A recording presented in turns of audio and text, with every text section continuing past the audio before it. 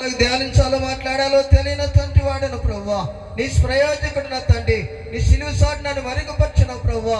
చదవబడినటువంటి మాట నా నోటను పలకటానికి నేను కృప దయచేయమని, కానీ వాడు రాకోకుండా పేదవులను కాపెట్టమని వాక్యాన్ని నా తండ్రి నేను ఎవరు కూడా అనాలోచనతో వండుకోకుండా ప్రభువా శ్రద్ధగా వినేటటువంటి మనసును దయచేయమని యేసు నామములో ప్రార్థించేడు కొంచెం నాము తండ్రి.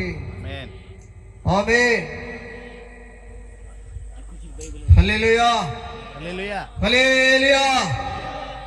సంతోషంగా ఉన్నటువంటి వారు మరొకసారి హల్లెలూయా. మంచిది. చదవబడినటువంటి యొక్క వాక్య భాగంలో మరి మరొకసారి మనము జ్ఞాపకం చేసుకుందాం. ఇక్కడ మార్క భక్తుడు చెప్తున్నటువంటి మాట ఏమంటున్నాడంటే, కాలము సంపూర్ణమైనది, దేవుని రాజ్యము సమీపించి ఉన్నది, మారు మనసు పొంది స్వార్థ నమ్మడని చెప్తారు. కాలము సంపూర్ణమైంది. ఎంతో కాలము నుంచి ఈ ప్రాంతంలో దైవజనులు మరి రాజారావు గారు ఎన్నో కష్టాలకి గురైనప్పటికీ కూడాను, ఎంత కష్టం వచ్చినప్పటికీ కూడాను సొంత గ్రామాన్ని విడిచిపెట్టి మరి ప్రాంతానికి ప్రభు పంపించి అనేకమైనటువంటి ఆత్మల కొరకు భారము కలిగి రేయి పగలు కూడా మరి ప్రార్థిస్తూ కొన్ని ఆత్మలు ప్రభు సన్నిధికి నడిపిస్తూ వస్తున్నటువంటి దైవజనులు. అదే రీతిగా ఈ యొక్క మార్క భక్తుడు చెప్తున్నటువంటి మాట ఏమంటే, కాలము సంపూర్ణమైంది. ఎంత కాలము మనము గడిచినా ఈ ప్రాంతంలో ఉన్నటువంటి ప్రజలు ఏమనుకుంటూ ఉన్నారు అని చెప్పానంటే, ఈ స్వార్థ నాకు కాదు అనేటటువంటి ఆలోచనతోనే ఉంటూ ఉన్నారు. కానీ ఎప్పుడు మన యొక్క కాలము ముగించబడుతో మనకి తెలియనటువంటి పరిస్థితులు ఉంటూ ఉన్నాం. ప్రియమైనటువంటి దేవుని బిడ్డలారా, దేవుని బిడ్డలైనటువంటి వారు మనము ఈ స్వార్థ ఒక్కరికే కాదండి, క్రైస్తవులకే కాదు, లేక మాలామాదిగల దేవుడికే కాదు. ప్రభు యొక్క వాక్యం ఏం చెప్తుందంటే, యేసుక్రీస్తు అందరికీ ప్రభు అని చెప్పి వాక్యం మనకి చక్కగా తేటగా తెలియచేయబడతాం. కానీ యవ్వన కాలం నుంచి, బాల్యకాలం నుంచి, వృద్ధాప్య కాలం నుంచి ఉన్నటువంటి వారు అందరూ కూడాను ప్రభు దగ్గరికి రావటం అనేటటువంటిది చాలా కష్టమైనటువంటి పరిస్థితి జరుగుతోంది. నువ్వు ఎంత నిర్లక్ష్యం చేస్తావో అంత నీకు నష్టమే తప్ప ఏమి కూడా లాభం అంటూ అనేటటువంటిది నీకు ఉండనే ఉండదు. నువ్వు ఎప్పుడైతే ప్రభుని అంగీకరిస్తావో, ఎప్పుడైతే నీ యేసుక్రీస్తు ప్రభుని సొంత రక్షకుడిగా స్వీకరిస్తావో, మారు మనసు పొందుతావో, రక్షింపబడతావో, నువ్వు ఏ కాలంలో నీలో ఉన్నటువంటి శ్వాస విడిచినప్పటికీ కూడాను నీ యొక్క ఆత్మ నిత్య రాజ్యానికి చేర్చబడేది అనేటటువంటి మాటను మనుషులు ఏం చేస్తూ ఉన్నారంటే మర్చిపోయేటటువంటి వారిగా ఉంటూ ఉన్నారు.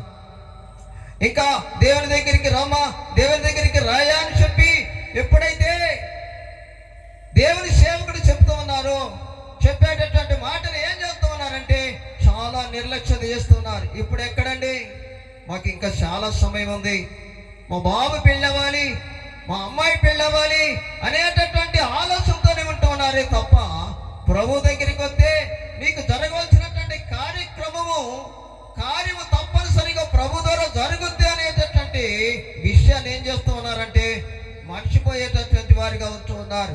కనుక దేవుని బిడ్డలైనటువంటి వారు మనము సజీవులుగా ఉన్నప్పుడే, ఆరోగ్యవంతులుగా ఉన్నప్పుడే, క్షేమముగా ఉన్నప్పుడే, మంచిగా నడిచేటప్పుడే, మంచిగా చూసేటప్పుడే, మంచిగా మనము దేవుని యొక్క సన్నిధిలోకి ఎప్పుడైతే వస్తామో అప్పుడే నీకున్నటువంటి సమస్యలన్నీ కూడాను ప్రభు ద్వారా తప్పనిసరిగా తీర్చుకోవడానికి తీర్చడానికి ప్రభు సిద్ధంగా ఉన్నాడు. కానీ మనము కూడా ఏం చేయాలంటే ప్రభు కొరకు మనం సిద్ధపడి ఉన్నప్పుడు తప్పనిసరిగా కార్యాన్ని నీ ద్వారా నీవు అనుకున్నటువంటి రీతిగా తప్పనిసరిగా చూడగలుగుతాం. అందుకే ఇక్కడ చెప్తున్నటువంటి మాట, కాలము సంపూర్ణమైంది. ఎప్పుడు సంపూర్ణమవుతో తెలియదు, లేక ప్రభు ఎప్పుడు వస్తాడో మీకు నాకు కూడా తెలియదు. కానీ ఇది తెలియజేస్తున్న దేవుని సేవకుల ద్వారా. బుధవారము దేవుని ఆరాధన జరుగుతూ ఉంది, శనివారము దేవుని ఆరాధన జరుగుతూ ఉంది, ఆదివారము దేవుని ఆరాధన జరుగుతూ ఉంది. చుట్టుప్రక్కల కూడా ఈ స్వార్థ గ్రామంలోకి వెళుతూ ఉంది. వెళుతున్నప్పటికీ కూడాను వినేటటువంటి ప్రజలు ఏం చేస్తూ ఉన్నారు అని చెప్పానంటే, గట్టిగా చెవులు మూసుకునేటటువంటి వ్యక్తులుగా ఉంటున్నారే తప్ప చెవులు తెరిచి దేవుని వాక్యాన్ని వినాలి అనేటటువంటి ఆలోచన ఏమాత్రం కూడా ఉండటం లేదండి. కానీ ఎప్పుడైతే నువ్వు నిర్లక్ష్యం చేస్తావో, నిర్లక్ష్యం చేసినటువంటి వారి ప్రతి ఒక్కరికి కూడా అది తప్పనిసరిగా నీకు నష్టమే తప్ప లాభం అంటూ ఏమి కూడా ఉండదండి. అందుకే ఇక్కడ మారు మనసు మందు అంటూ అన్నాడు. నువ్వు మారు మనసు మంది రక్షింపబడినట్లయితే రక్షింపబడినటువంటి ప్రతి ఒక్కరికి కూడా నిత్య రాజ్యానికి వారసులవుతారని చెప్పి పరిశుద్ధ గ్రంథం మనకి తెలియజేస్తా ఉంది. నువ్వు ఏ కాలంలో ఉన్నా, బాల్యకాలంలో ఉన్నా, యవని కాలంలో ఉన్నా, వృద్ధాప్య కాలంలో ఉన్నా, ఏ కాలంలో ఉన్నా సరే ప్రభు రాకమునిపే నువ్వు ప్రభువును అంగీకరించినట్లయితే తప్పనిసరిగా అంగీకరించినటువంటి సహోదరుడు కావచ్చు, సహోదరి కావచ్చు, ఎవరైనా కావచ్చు, తప్పనిసరిగా ఆయన రాజ్యములకు చేర్చబడతాం అనేటటువంటి నమ్మకము తప్పనిసరిగా రక్షింపబడినటువంటి వారికి ఉంటుంది.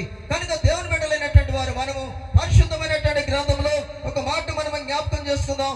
అపోస్తుడైనటువంటి పౌలు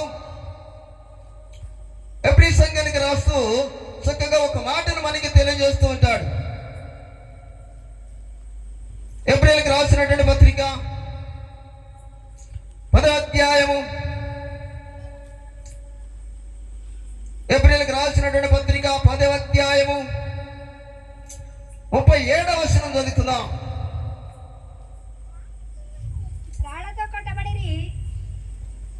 ఎబ్రీలకు రాసిన పత్రిక 10వ అధ్యాయం. ఇక కాలము కొంచెముగా ఉన్నది,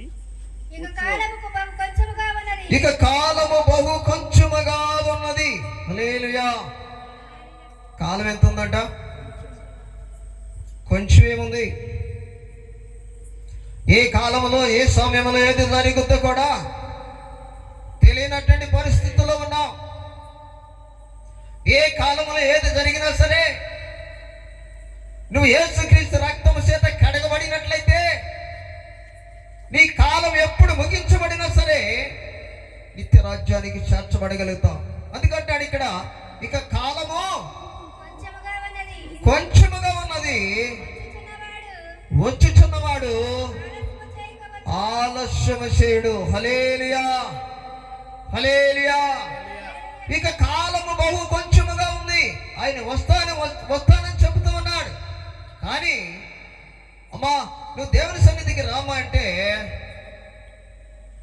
ఇంకా నాకు సమయం ఉందనుకుంటూ ఉన్నావు, ఇంకా నాకు సమయం ఉందనుకుంటూ ఉన్నావు, ఇంకా నాకు అప్పుడే ఇంకా సమయం రాలేదని చెప్పని అనుకుంటూ ఉన్నావు.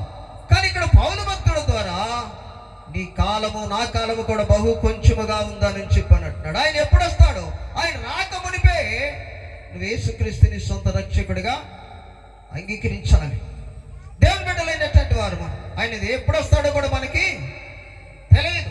కానీ వస్తానన్నటువంటి వాడు తప్పనిసరిగా రాక మారడు. మాట్లాడండి, మాట్లాడా? ఏమాత్రం కూడా మారడు.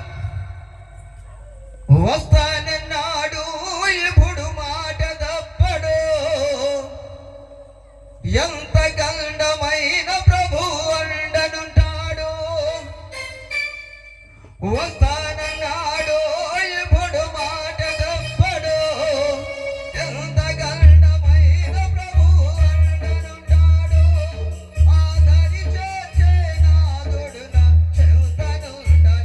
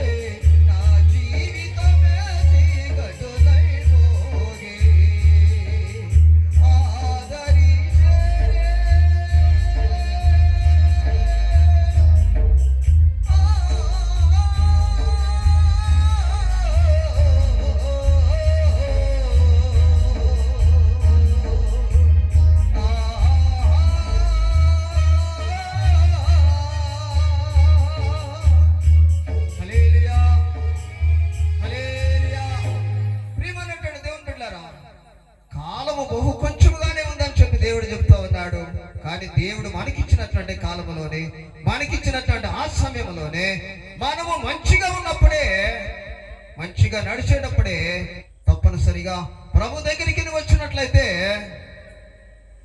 తప్పనిసరిగా నీకు మోక్ష మార్గం దొరుకుతుంది. లేకపోతే నిత్య నరకమే తప్ప.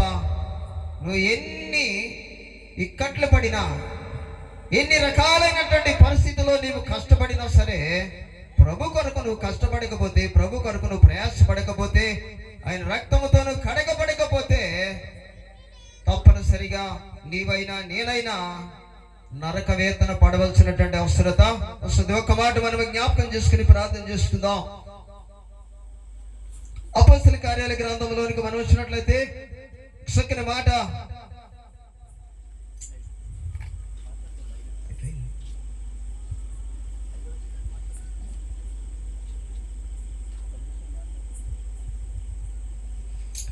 అపొస్తలుల కార్యాల గ్రంథము 17వ అధ్యాయంలో చక్కని మాట ఇక్కడ మనకి తెలియజేయబడుతుంది. చూడండి, అపొస్తలుల కార్యాల గ్రంథం 17వ అధ్యాయము 30వ వచనం చదువుకున్నాను. చూడండి ఏమంటాడంటే ఇక్కడ, ఆ అజ్ఞాన కాలమును దేవుడు చూచి చూడనట్లుగా ఉండెను. హల్లెలూయా. ఆ అజ్ఞాన కాలములో ఏం చేశాడంట? దేవుడు చూచి చూడనట్లుగా వదిలేశాడంట. ప్రియమైనటువంటి దేవుని బిడ్డలారా, ఆ కాలంలో వదిలేశాడు. కానీ ఇప్పుడైతే ఏం చేయమంటున్నాడు? ఇప్పుడు అంతటను మారు మనసు పొందవలని దేవుని స్తోత్రం. హల్లెలూయా. అందరూ కూడా ఏం చేయాలని చెప్పానని వాక్యం మనకి పరిశుద్ధ గ్రంథం తెలియజేస్తుందంటే మారు మనసు పొందాలి.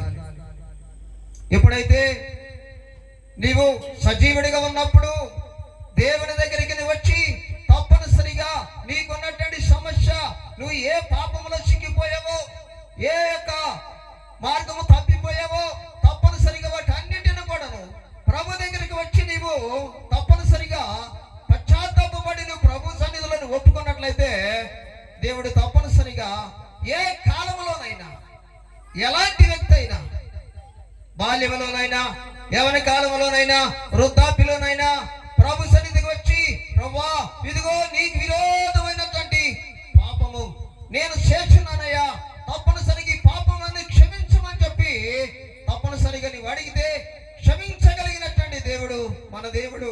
నీవు కన్నీరు గార్చి ప్రార్థన చేస్తూ ఉంటే నువ్వు కార్చినటువంటి కన్నీరు చూసేటటువంటి దేవుడు.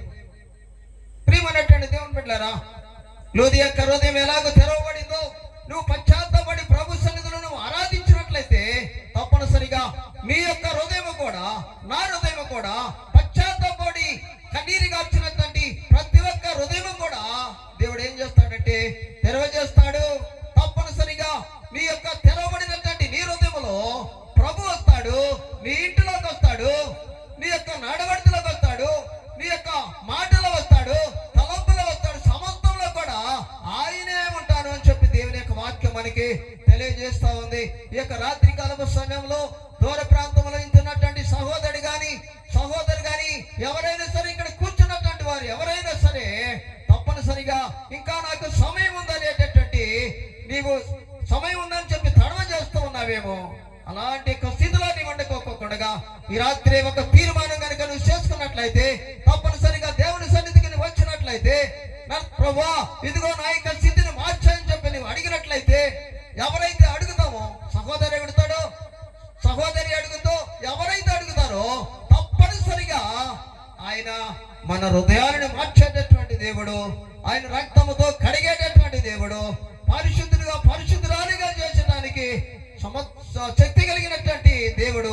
అట్టి దేవుడు మన మధ్య ఉన్నాడు. అట్టి దేవుడి దగ్గరికి వచ్చినట్లయితే తప్పనిసరిగా దేవుడు నీ యొక్క స్థితిని మారుస్తాడు. జక్కయ్యని ఎలాంటి జక్కయ్య ఇంటిలోకి ఎప్పుడైతే దేవుడు వచ్చాడో, అడిగి పెట్టాడో, జక్కయ్య యొక్క స్థితి అంతా కూడా మారిపోయింది. తన యొక్క జీవితం అంతా కూడా మారిపోయింది. రక్షింపబడ్డాడు. అంత మాత్రమే కాదు, తనకున్నటువంటి సమస్త తను చేసినటువంటి లోపాలన్నిటిని కూడాను ప్రభు సన్నిధిలో ఒప్పుకున్నాడు, పాపాన్ని ఒప్పుకున్నాడు, తప్పనిసరిగా రక్షింపబడ్డాడు. ఆ రక్షబడినటువంటి తర్వాత ఆ కుటుంబం అంతా కూడా మార్చబడింది. కుటుంబంలో గొప్ప ఆశీర్వాదం కూడా చూడగలిగాడు. అలాంటి ఆశీర్వాదం నీకు నాకు కూడా కావాలి అని అంటే తప్పనిసరిగా నువ్వు దేవుని దగ్గరికి రావాల్సినటువంటి వ్యక్తిగా ఉన్నావు. అది కంటున్నాడు మార్కు రాసిన సువార్తలో, కాలము సంపూర్ణమైనదే. ఏమన్నాడమ్మా? కాలము సంపూర్ణమైనదే, దేవుని రాజ్యము సమీపించి ఉన్నది. ఎప్పుడు నీ కాలము గడుస్తుందో తెలియదు, ఎప్పుడు వస్తాడో కూడా తెలియదు. కానీ ఇది తెలియక మునిపే నువ్వు తెలియని రీతిగా ప్రభు సన్నిధికి వచ్చినట్లయితే తప్పనిసరిగా నిన్ను మారుస్తాడు, నీ కుటుంబాన్ని మారుస్తాడు, నీ తలంపులను మారుస్తాడు, నీ జీవితాన్ని మారుస్తాడు. ఆయన రక్తముతో కడుగుతాడు. నిన్ను పరిశుద్ధునిగా పరిశుద్ధురాలిగా చేయడానికి ప్రభు ఇష్టపడుతూ ఉన్నాడు. కనుక నీవు కూడా ఇష్టపడి తప్పనిసరిగా ప్రభు సన్నిధికి వచ్చి మార్చబడి రక్షింపబడి ప్రభు రాజ్యంలోకి నిత్య వారసురాలుగా వారసుడిగా అవ్వాలని ప్రభు పేరట తెలియజేస్తాను. దేవుడి కొద్ది మాటలు నేడు దీవించునిగా. ప్రార్థన చేసుకుందాం. ప్రార్థన చేసుకుందాం. పరిశుద్ధుడైన తండ్రి, ప్రియంగా నాయన, కృప కలిగిన మా యేసయ్యా, నీ పాదాలు స్తుతులు వందనాలు స్తోత్రాలు ప్రభువా. దేవా, ఇదిగో నీ కృపను బట్టి నీ దాయిని బట్టి నా తండ్రి ఈ రాత్రి కాలపు సమయములు ప్రభువా మార్కు రాసినటువంటి సువార్త నా తండ్రి 1వ అధ్యాయం 15వ వచనం నాయన ధ్యానించుకున్న ప్రభువా, నీకు వందనాలు స్తోత్రాలు. దేవా, ఇదిగో నా తండ్రి కాలము సంపూర్ణమైంది ఉంటున్నావు ప్రభువా. దేవుని రాజ్యము సమీపంగా మీరు సెలవిస్తున్నారు ప్రభువా. దేవా, అందరూ కూడా మారు మనసు పొందమని మీరు సెలవిస్తున్నారు నాయన. ఈ సువార్త ఎందుకు ప్రకటిస్తున్నారు అని చెప్పానంటే నాయన, మారు మనసు లేనటువంటి వారు, రక్షణ లేనటువంటి వారు, ఈ లోకములో దేవుడంటే ఎరగనటువంటి వారు, దేవుని దగ్గరికి రానటువంటి వారు, నిజమైనటువంటి దేవుడని గ్రహించినటువంటి వారు దేవా, ఈ సువార్తను నా తండ్రి విని నా ప్రభువా మార్చబడటానికి రక్షింపబడటానికి నా ప్రభువా అయా, ఇదిగో నా తండ్రి సొంత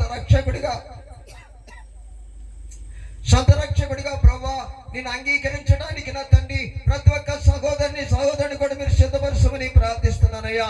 నీ కొందనాలు స్తోత్రాలైనా పౌరు భక్తుడి ద్వారా మీరు సెలవిస్తున్నారు ప్రభువా. ఇక కాలము బహు కొంచెముగా ఉందని చెప్పి మీరు సెలవిస్తున్నారు ప్రభువా. వచ్చేవాడు ఆలస్యం చేయడంటున్నాను ఆయన. నిజమే ప్రభువా. దేవా, నీవు ఎప్పుడు వస్తావో మాకు తెలియదు నాయన. ఈ లోకంలో ఉన్నటువంటి ప్రజలు అనుకుంటున్నారు కదా, ఇంకా నాకు సమయం ఉందనుకుంటున్నారు నాయన. కొందనాలు స్తోత్రాలు. అటు వారితో ఈ రాత్రి మీరు మాట్లాడమని ప్రార్థిస్తున్నాను ప్రభువా. కొందనాలు స్తోత్రాలు నాయన.